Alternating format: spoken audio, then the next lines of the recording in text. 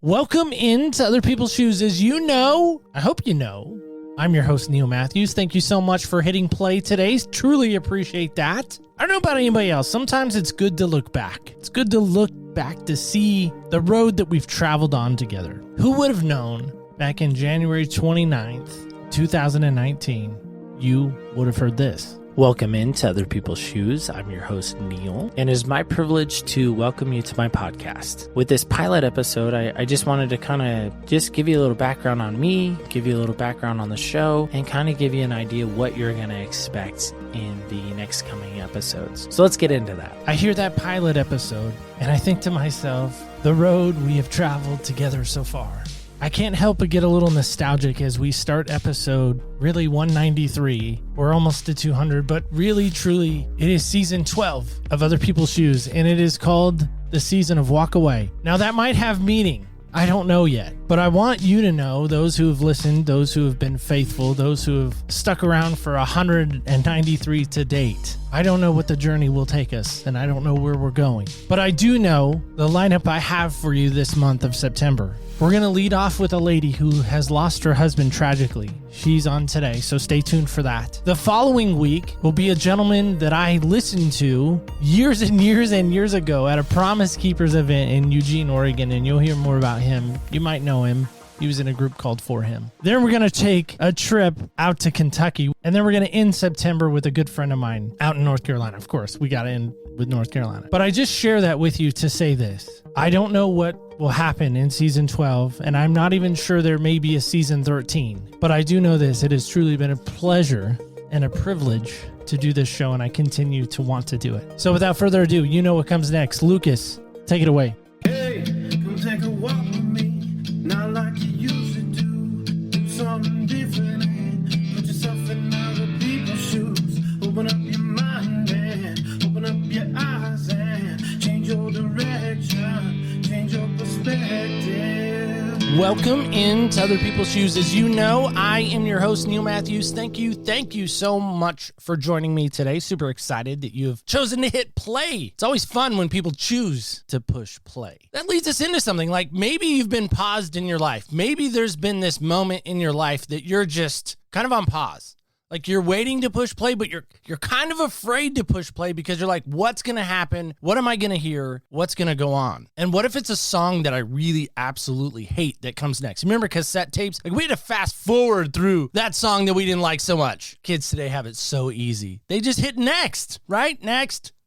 Well, my next guest, see what I did there? My next guest is from the Lone Star State. Super excited. I think now Texas is creeping up as far as guests we've had with North Carolina. So we need to work on that booking team. We need to get some discrepancy between Texas and North Carolina. Some gaps need to be established. But help me welcome in my new friend, Francine. How are you today? I am wonderful. Thank you so much, Neil. So Francine, where are you at in Texas? Whereabouts? Dallas, Fort Worth. I'm in the Metroplex. The Metroplex. Yes. Now, Texans know that, right? So if I go down there, I'm like, hey, we're going to the Metroplex. Nobody is going to be like, okay, not sure. You need to go down. I'm not, you probably need to ask Jeeves for directions because do people even do that anymore? I don't know. But you know what I mean? Like, no, everybody's going to know where that is, right? Yes, they're going to know where that is. Now, it's large, so they're going to say where in the Metroplex. So, yes. Now, have you been to Daily Plaza? I have not. And maybe I have and I don't even know it. Maybe that's it. So I'm going to help. Those historians probably know Daily Plaza is where John F. Kennedy was assassinated. Yes. I have been. Lee Harvey Oswald. Apparently there's an X on the ground, which I have always found disturbing. Yes. X marks the spot, and not in a good way. No. All right. Well, let's get off of that. It's just sad. It's very sad. But Francine, help me with this because I'd love to lead off this time together. Mm-hmm. We got to know this most important question. Now, I know you've been on a number of shows and you kind of even shared in the green room, like, listen, hosting is a whole different animal, and it is. Yes. Guesting is where it's at, though, right? That's the sweet spot for you. Yes. I love guesting. I love hopping on here and meeting new people. And good. Yes. I hate it. Absolutely hate it. You like controlling this, right? Right. In it? Yes, absolutely. I like controlling it. I don't know what's going to come out of the host's mouth, which I'm like, I like putting people on the, I don't know. I don't know what that is. But yes. So for you, what style of shoe do you like to wear? I like anything I can slip on, and it's got to have a heel because I'm only 5'4" 3/4. So I'm half Japanese, and I took on the height thing. So yeah, so it's got to have a heel on it and something easy to slip on. We got to include the 3/4. Yes, let's not steal that 3/4 from her. Right. Cannot. Not taking that away. That's right. I've been saying that since I hit it. Yeah.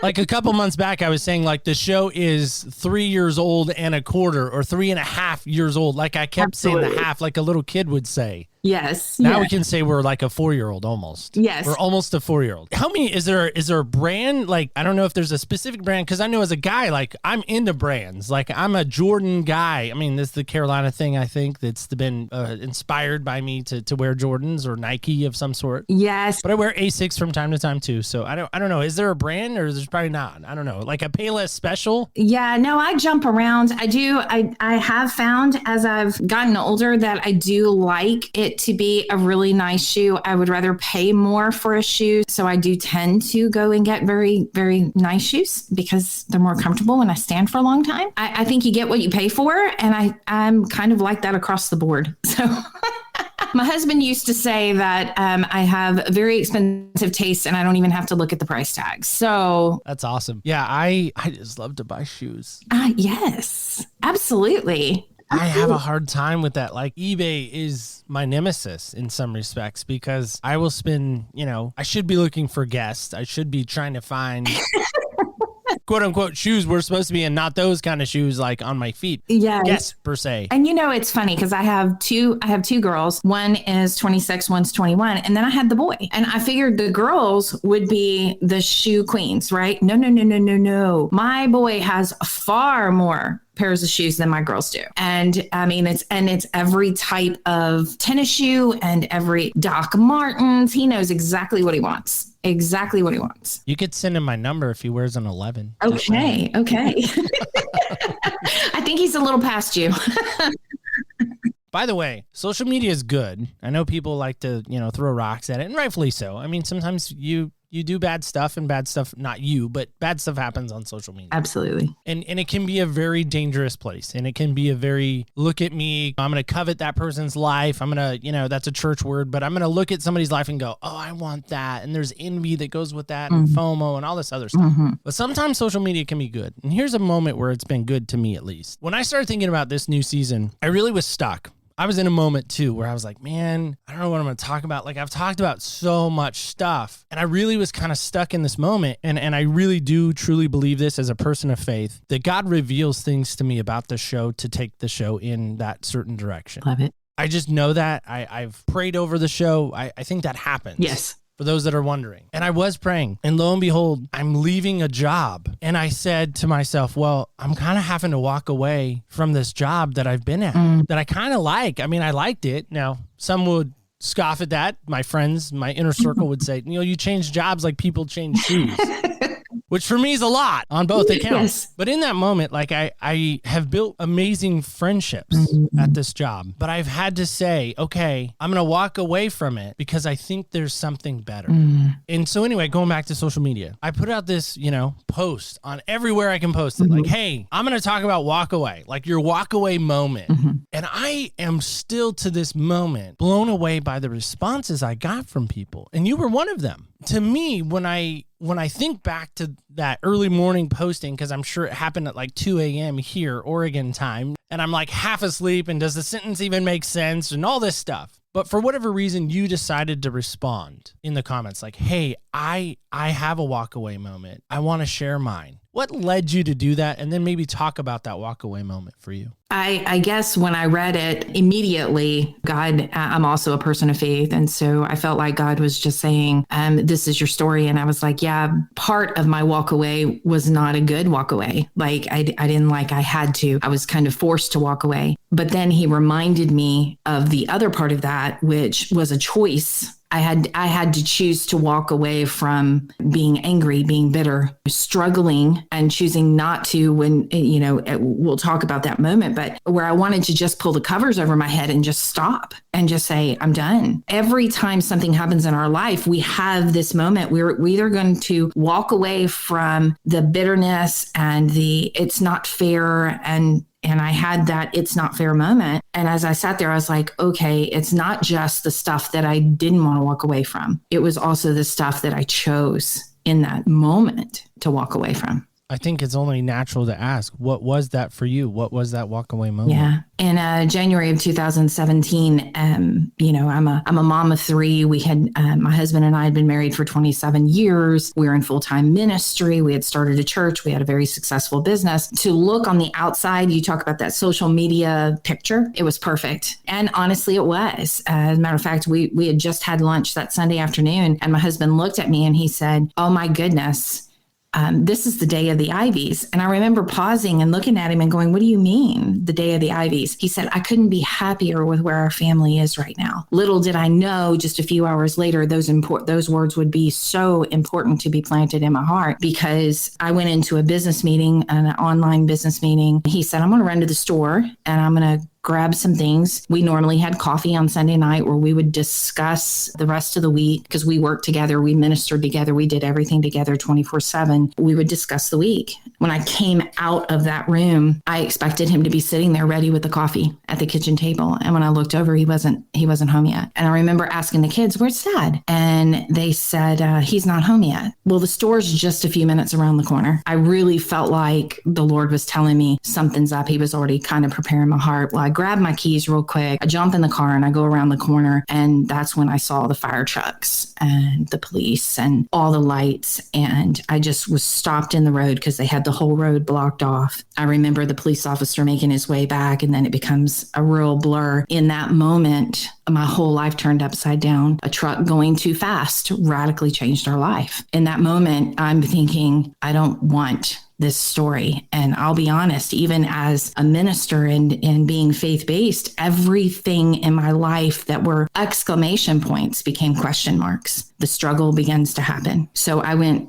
and of course, I went and had to tell the kids the worst news they ever heard. And I remember being in my master bedroom after that, friends everywhere, feeling alone at the same time, and crumbling in the master bedroom floor in a puddle, and just being really honest with God. I don't like this. This is not the way I would have written my story. There's nothing about this that I like.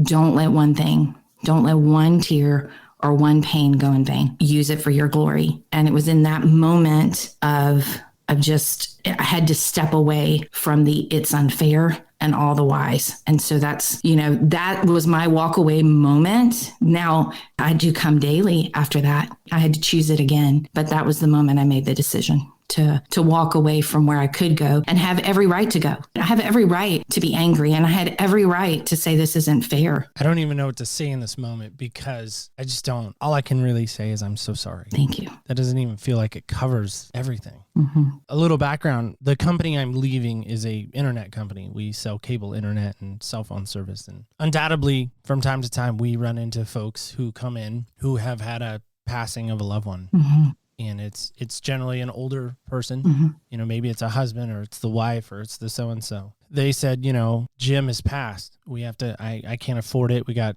Agnes in there. I'm making up names, obviously. Mm-hmm. Agnes is in there, and she's like, I don't know what I'm going to do without Jim. I can't afford this. I can't go on. Mm-hmm.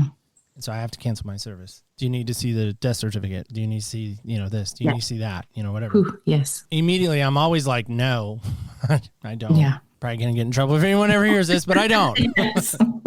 I spent greater portion of my life in a church setting, mm-hmm. on our church staff. I was an intern for a long time, and then I became an associate pastor. And so death is not something I'm not, I guess, used to in some respects. Yes. But I remember one guy in particular, and I think he relates to you and your situation. Younger guy, mm-hmm. He came in and he's like, hey man, I got to, disconnect my service, whole 9 yards, and we go through the thing and all that. And I said to him, I just kind of looked at him, I said, man, how you doing?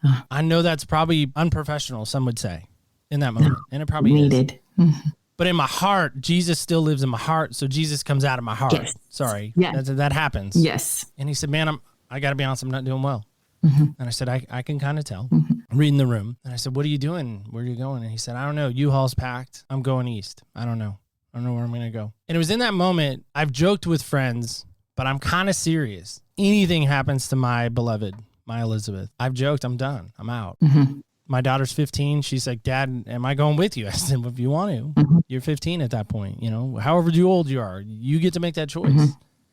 But I'm out of here. Like, I can't stay in Oregon. Mm-hmm. And my friends think I'm crazy, but it's so hard not to walk away in that moment from everything and cut everything off. Yes. So Francine, as a mom, how do you do that? How do you say goodbye to a life partner? How do you say goodbye and tell your girls, like, sorry, Dad's not going to walk you down the aisle? How do you say to your son, there's no more catch? Yes. There's no more fishing trips. There's no more cowboy games on Sunday. That's not going to happen. There's no more coffee dates on Sunday nights for you. Yes.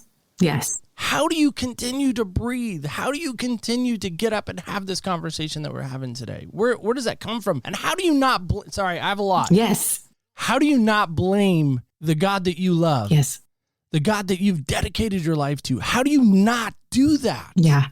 Well, let me first say especially to your listeners, don't think that's not a struggle, especially in the earlier part of this. And I will go ahead and tell you, please, friends of those who are grieving, it's not the first year that's the problem. It's the second year that's the problem. The first year, you're still going through the trauma of it. You are still having to take care of so much. But second year hit me like a ton of bricks. And it was like all of a sudden the deep missing happened. I was honest with God when I prayed. I mean, I knew He already knew my heart. He already knew my thoughts. And so he's got big shoulders and He can take that. There were many times that I remember standing in a grocery store for one of the first times and realizing I wasn't going to buy certain things. And I remember sitting there quietly, just standing probably right there in the doorway, looking at people buying vegetables over there and people with carts on the other side of me and thinking, how can you guys be okay? How can you just be going through life? Now, I mean, that sounds silly to someone who's on the other side, but it was like my whole life just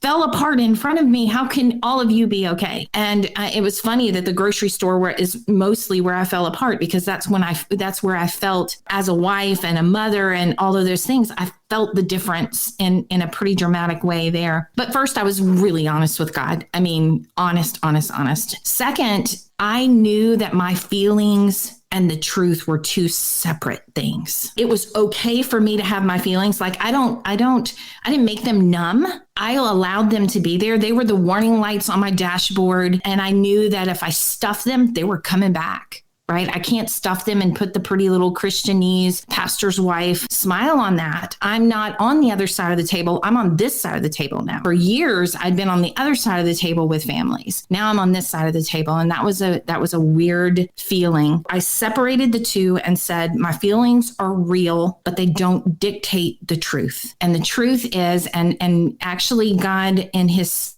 sovereignty years before had me I was leading worship, and I stopped and I said, God is good, God is able, and He loves me, and He proves that through the cross. And it doesn't matter whether or not my circumstances are good. And it doesn't matter whether or not He said yes or no to the things that I so desire. He's still able. And it doesn't matter how I feel at the moment. He still loves me. And I made that decision years before that was the truth. And the feelings and the circumstances and everything, they're outside of that. Actually, in the ministry, even afterwards, we had a shirt that actually said, God is good and God is able and God loves me no matter what I'm feeling. And I think that separation of the two, but still being very vulnerable and very open with the one, made all the difference in the world. I applaud that. Thank you. I remember, again, I was young in ministry. We were pregnant with our first child, and we were in Vegas of all places. And my wife,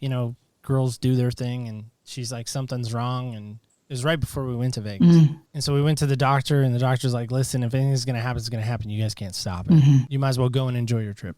So we did. We had a good time. But about midway through the week, we stayed a week in Vegas, which, by the way, is way too long, just for the record. Way too long. 2 days is sufficient. Yes. The week is way too long. It's overkill. But midweek, I I have a tendency of waking up at weird times in the morning and at night. I don't know why, but it happens and I hate it. And it's not because I have to go to the restroom or anything like that. It's just like I get woken up and I'm awake and I'm like, okay, now what? So now I'm listening like Samuel, in the temple. Yes. I'm listening, right? Except he ain't calling my name, but I remember a still small voice in my head that was not mine say to me, you're going to be really mad at me. Yeah. Wow. You're going to be really mad at me. Yes. But it's going to be okay. And I was like, what? Go back to sleep. We get home on Monday. We go to the doctor. And a friend of mine who I was meeting with to help with my pastoral studies, I called her and I said, hey, I'm not going to be able to meet with you tonight. Sorry. I think we're going to get some really bad news tonight. She goes, yeah, I kind of think so too. But, here's the thing. God's going to use this for ministry. And I'm like, yeah, okay, whatever. Didn't care. So, of course, we find out, we'd lost our baby. And I remember my wife going to get some blood tests and some stuff to figure out maybe what had happened. And they were trying to, diagnose that. And I remember driving to my office across town. And I had made a commitment, a covenant almost with God, that every time I'd hit a red light when I found out my wife was pregnant, I was going to pray for her and the baby. Take advantage of that time, right? Pretty good idea. In hindsight, that was not a great idea that day because every single light I hit was red. Yes. And I was so mad. First light, not praying. Second light, definitely not praying. Third light, so on. Finally get to my office, get upstairs, get in the church, slam the door. The church secretary's like, what is going on? Full-blown male temper tantrum. Like, what is happening here? Yes. I'm screaming at the top of my lungs. I'm mad at you. I hate you. I'm, yelling. And she comes down the hall and kind of knocks on the door. I'm like, not now. Yes. Not a good Jesus moment, obviously. Yes. But I share that because I remember back to the voice that said, you're going to be mad. Yes. You're going to be angry, but it's going to be okay. Yes. And I love that. I love that you kind of had a similar experience. So help me with that, because for some, they may scoff at both of our stories. They may scoff and say, well, come on. That was just your imaginary friend in the sky. He's not real.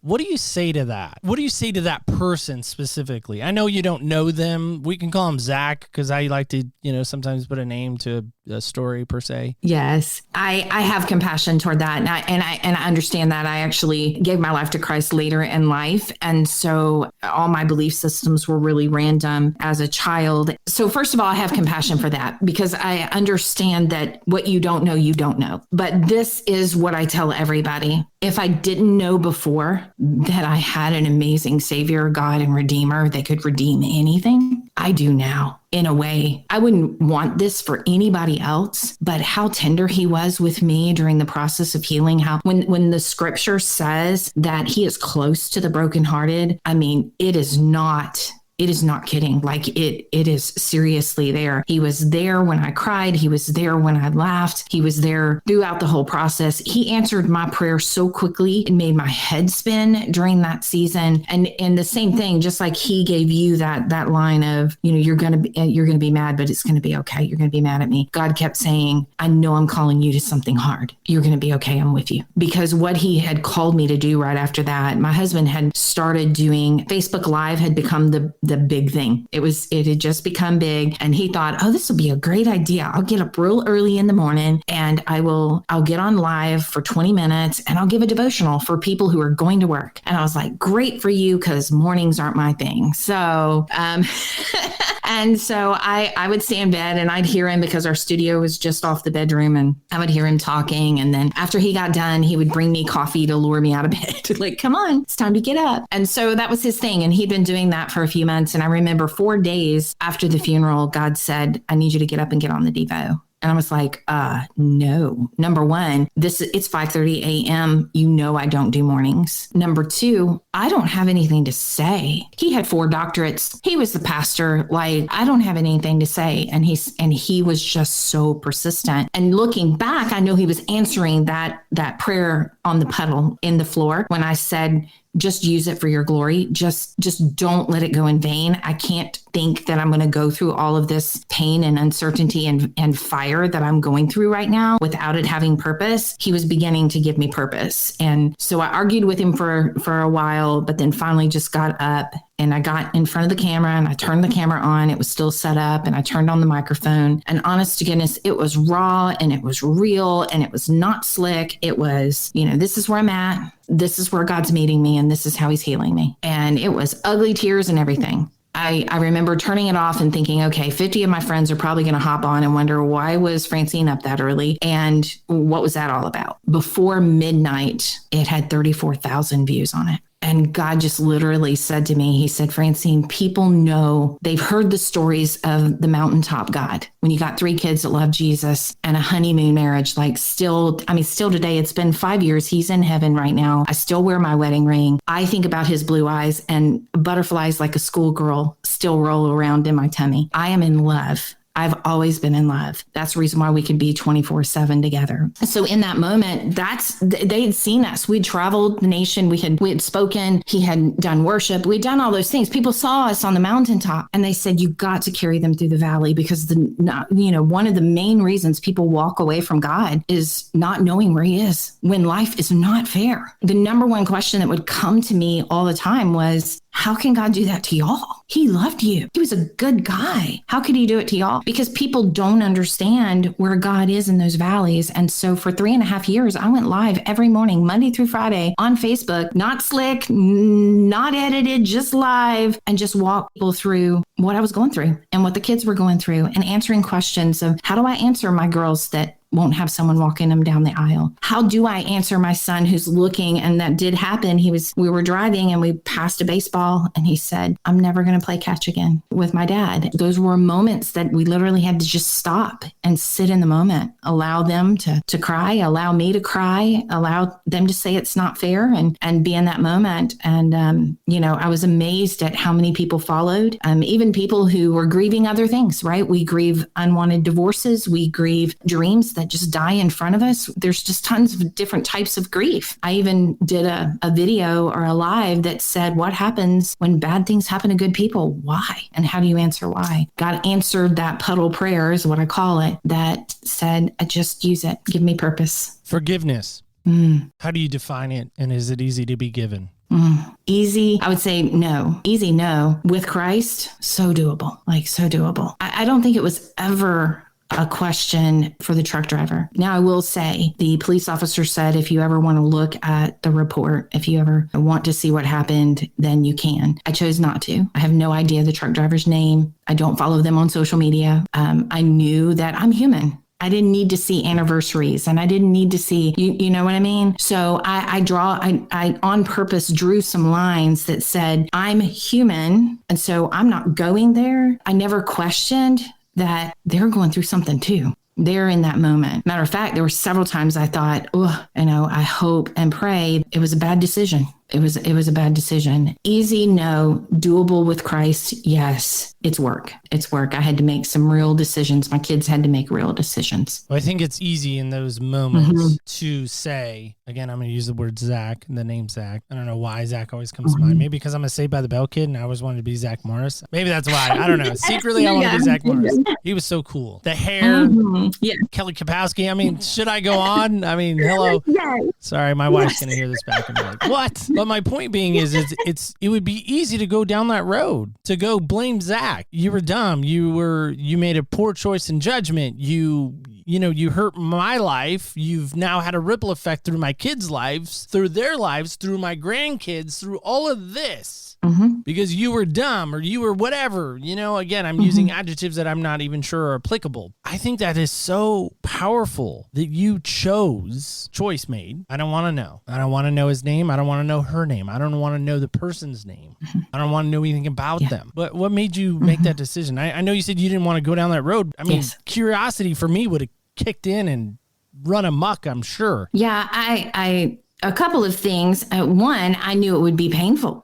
I knew that it would be painful for my kids. I had to make that choice for our family. And number two was I told some friends of mine that choice as well and why, so that they could hold me accountable when I wanted to go back around that corner and say, maybe I do want to look in the file. I made sure my friends knew not to look in the file because I didn't want them to know. My father, my aunt who went to see the car and things like that. I was like, I don't want to see pictures. I don't want to know. There are just things that we have to make those hard choices. And honestly, I thought, what good would that do me? It would do only harm if I did. As far as I'm concerned, when that moment happened, he was no longer in that car. I don't want to see the car. I don't want to see the truck. I mean, even God's graciousness, the fire truck was in the way. I didn't even see the vehicle when I drove up, which was, God's grace on that. I think I had to weigh it out again. It's that thing of, I think that would do more harm to me and my family in the long run and in the present. Totally get that. I think I get that. I don't really know, because I think I would want to know.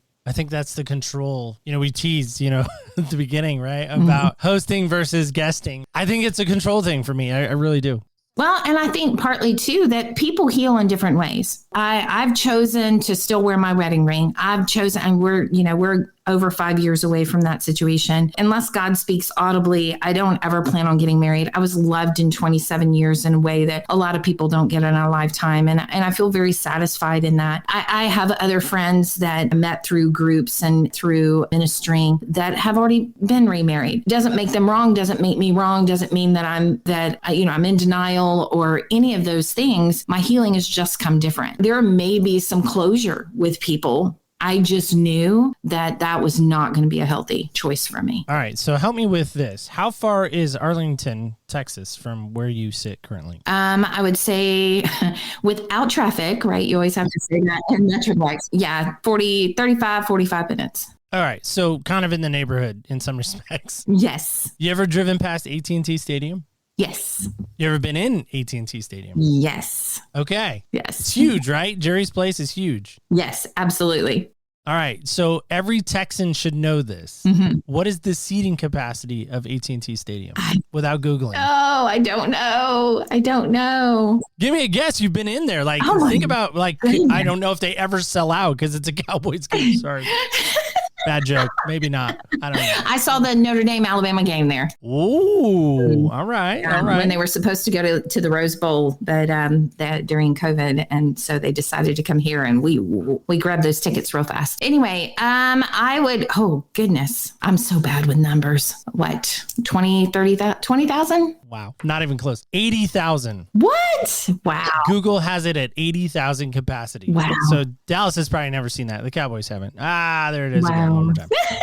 So 80,000. But when Dallas is playing, there's a gigantic Dallas Cowboys star. You're familiar with that, Yes. right? So imagine for a second, I pull some strings. I talk to Jerry. I'm like, listen, Jerry, I have this fantastic lady in the Metroplex. He'll know what that means. I don't still, but he'll know. Hello. Yes. And I build a stage for you right on that star. Mm-hmm. And I drop the lights. I give you a microphone. Mm-hmm. And I say, Francine, you can say what you say. Whatever you want to say. Mm-hmm. Now, your audience, just to help, because, it's good to know who your audience is, right? Mm-hmm. You're talking with wives, children, right in your wheelhouse. They're right in your house still, as far as I know. Mm-hmm. But now it's a bigger audience of 80 plus, we'll say, because, standing room only, because they've heard about you. They're ready to hear from you. Yes. What do you say to them in this moment? There are a couple of things that I've learned through this process. Number one, healing does come, but it is like grief is like an ocean. One minute you're standing, the next minute you're toppled over, and it's okay.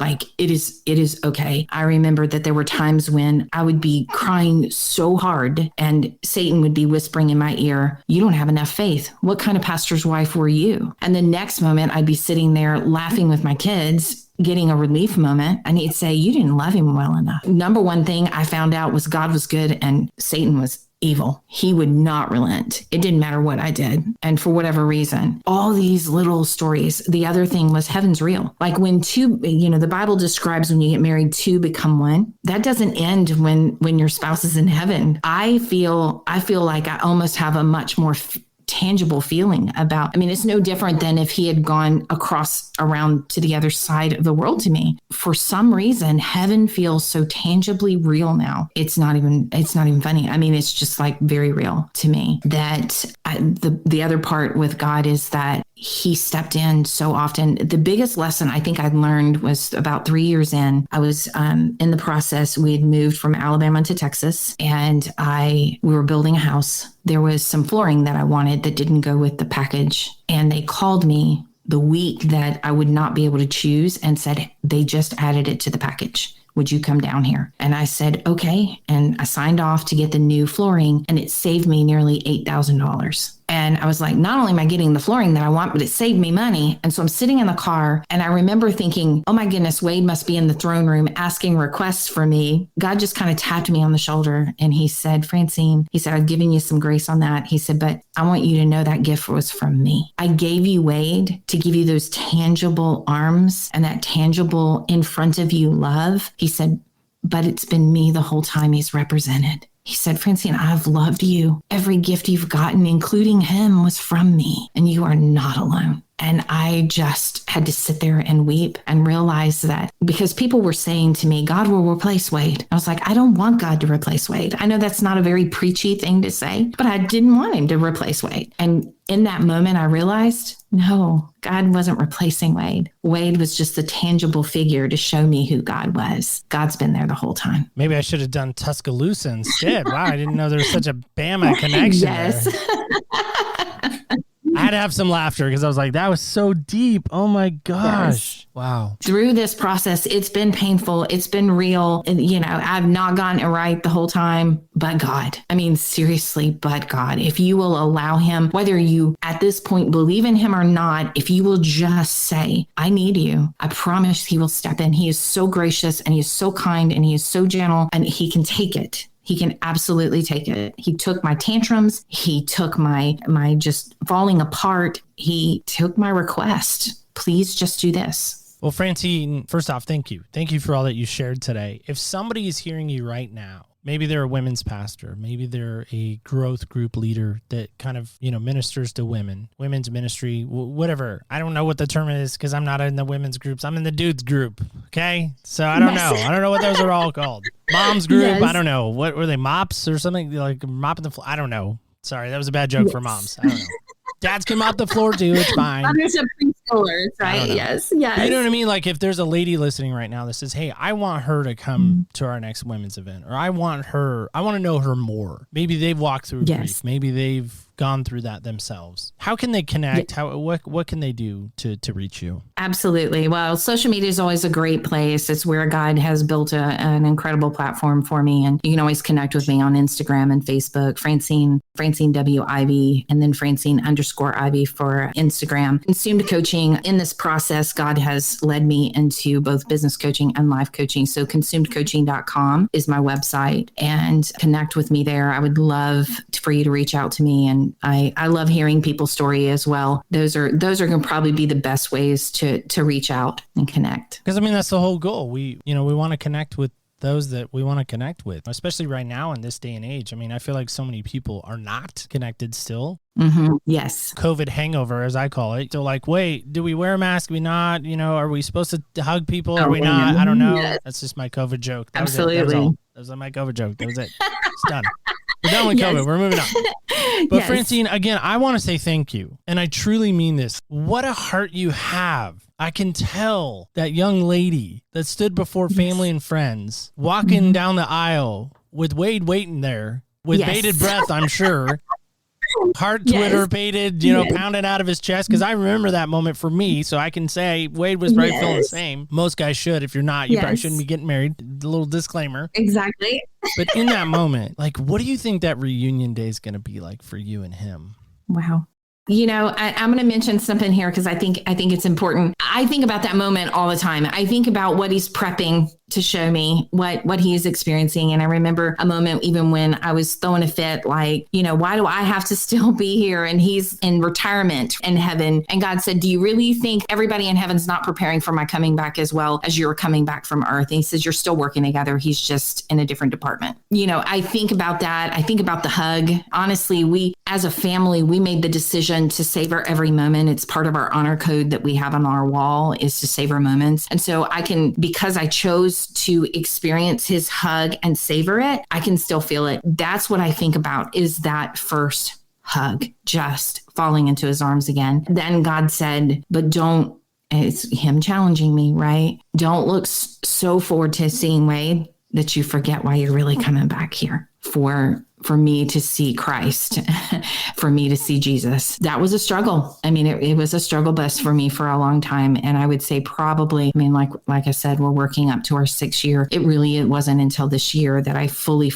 went back to my eyes being set on the fact that Jesus is coming back one day. That moment is huge. I also think I can't wait for him to see that I did not mess the kids up. That was my biggest fear. The kids are doing great, but now it's on me. And I just want him to know I didn't mess them up, that they're amazing and they love Jesus and they're serving him and they're kind and they didn't get bitter and hard, and that I did good. I did good. That's funny. I didn't mess the kids up. Yes, it was my biggest fear. I mean, I'm not going to lie. I fear that every day. Yes. Like I sometimes will say to my daughter, like when I've had a bad moment, I'm like, well, that's something you can talk to your counselor about a little bit later. So, which is terrible, right? As a parent, I just asking for a friend. I probably shouldn't be saying those things. I don't know. Right.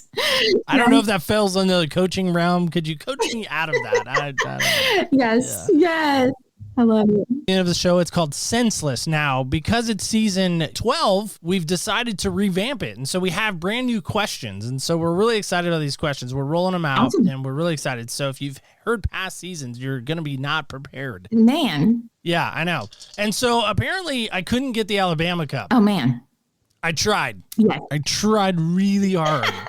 You either love or hate them. Just saying, like I'm always a little careful saying that, that I'm not going to say the R word with the tide. Not saying it. Yes. Not saying it. Nope. And I loved them when they lost, y'all. I didn't start loving them when they started winning. So my sister calls Nick Saban Satan. Oh, yes. Nick Satan. Yeah, it's either or. Yes. and then what is it? Walker Hayes has that song, down in Alabama where they love Nick Saban. Yes. I don't know any. Never mind. All right, I digress. All right. So anyway, I have this North Carolina Cup. So I know you kind of have some Carolina roots, right? Boone, right? I do. Yes, Boone. Yeah. Love it. So there you go. So we can use the cup then. Yes. And absolutely. here's the best part. It is a broken vessel. Oh man. It's broken recently. So we had to glue it back together again. Yes. So there we are. All right. So here we go. I'm going to roll on your behalf. 5 questions involving senses. 1 is the wild card. Awesome. So here we go. And you got number 2. I know it's a backwards 2. Trust me, it's a 2. It's almost like the die knew what you were supposed to get. It's weird. I don't cheat. People have accused me of cheating. There's no cheating involved here. But here's the question for you for senseless. Number 2 is this. I think I might know the answer, but you can surprise me maybe. Who has touched your life and where have you felt the impact?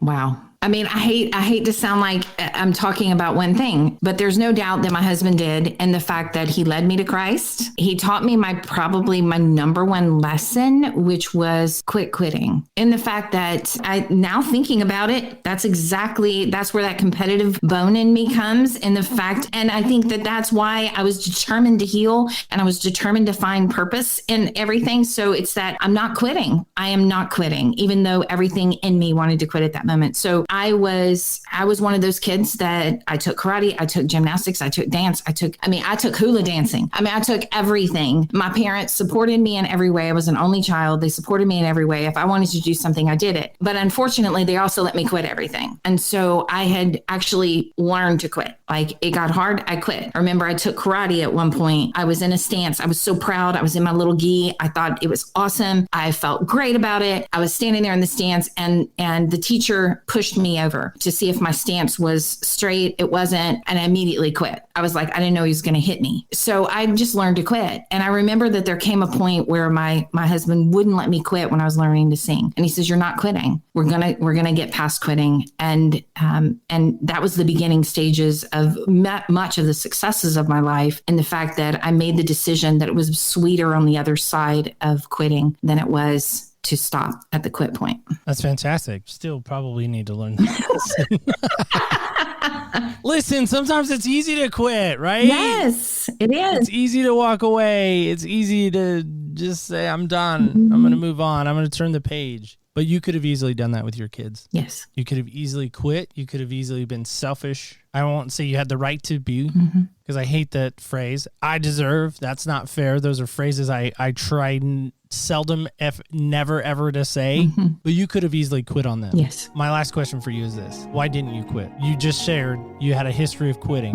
Why didn't you quit on the kids? This is going to sound like such a cheesy answer, because I love them. I love them so much. And there were times, and here's something to people who are ministering to grieving people. Please be there, because when you're grieving and your kids are grieving, they all grieve differently because they're different personalities. There were just times when I was being suffocated by all the grieving in the house. The mother part of me wanted to meet all his needs, but I had incredible Christian friends that were so tight because of choice, just came and did the laundry, or just came in and watched TV with the kids, or what have you, so that I could just go and cry or go and throw something. Why I didn't quit is because I loved them. Also, probably because I was probably going to end up in heaven one day, and I wanted to be able to tell Wade I didn't ruin them, and that they turned out okay, that it wasn't all of his parenting, that I could do good too. I loved him. I think that's so important. Well, Francine, thank you so much for hanging out with us today. Really appreciate your time that you gave us. And obviously, I think you gave a lot of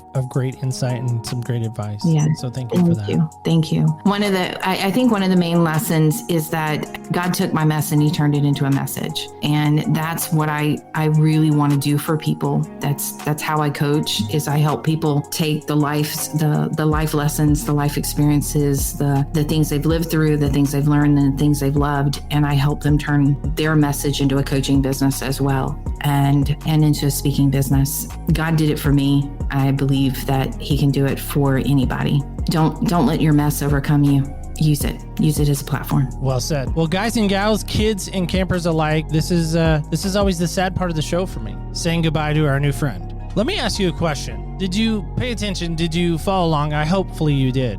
Can you put yourself in her shoes? I know we say that quite often and we kind of tease and joke with that, but can you put yourself in that car? Can you close your eyes and do that with me? I know it sounds weird, but just try.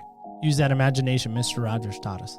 Can you imagine going back home then and telling your kids, what a mess? What do? Do you start blaming? Do you start pointing fingers? Do you start yelling, screaming? Do you maybe cuss? Do you throw things? Do you break things? Do you immediately put the house on the market? Do you call that real estate agent to say, okay, it's time, let's go? Do you quit? Now listen, I have quit a lot of things, quit a lot of jobs, because it gets hard. Full disclosure, it gets hard. One thing I know about this lady that we just met today, she doesn't know what quit means.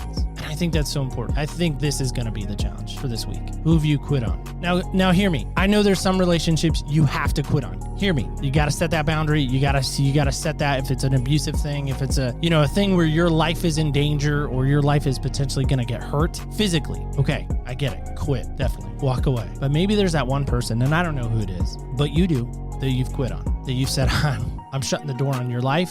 # we're done. We're out. Is there any way to walk back down that road? Is there any way to undo that? If there is, let me know. I would love to hear about it. You can let me know at opspodcast.com. You can also let me know on Facebook, social media, and of course being Instagram, Facebook, and Twitter. That's our social medias. You can let us know at OPS Podcast Show. You can DM us there. You can message us there, whatever you want. But I'm serious about this. Who have you quit on? Maybe it's God. Have you given him another chance?